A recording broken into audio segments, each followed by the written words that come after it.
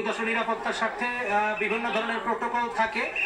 সেই জায়গা থেকে আসলে সকলের প্রবেশ করবার এক ধরনের প্রবেশ যেন না করতে পারে সেই বাধ্যবাধকতা কিন্তু রয়েছে।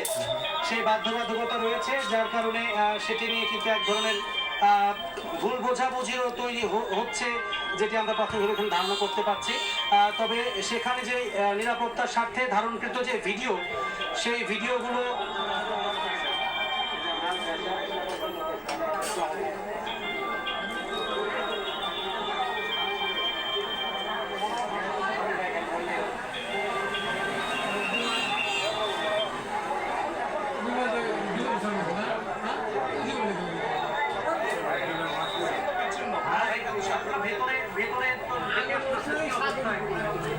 আমরা ভিতরে যা দেখলাম সেটা হচ্ছে এখনো টুকরো টুকরো অংশ বের হচ্ছে।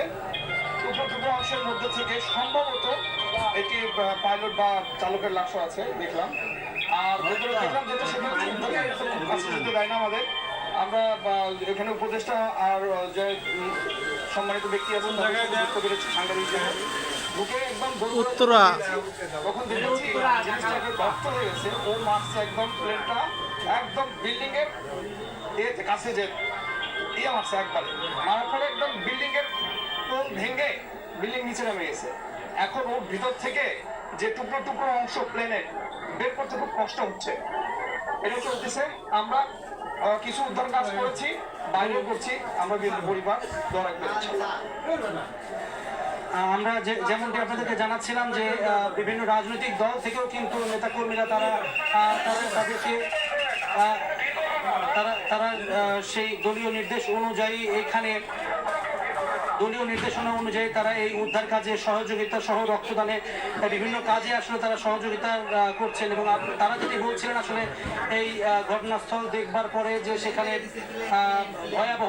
ঘটনার যে ভয়াবহতা সেটি কিন্তু জানাচ্ছিলেন।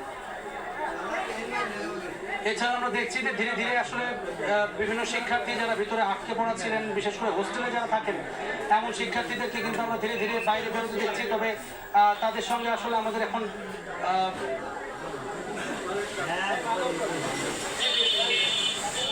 তাদের সঙ্গে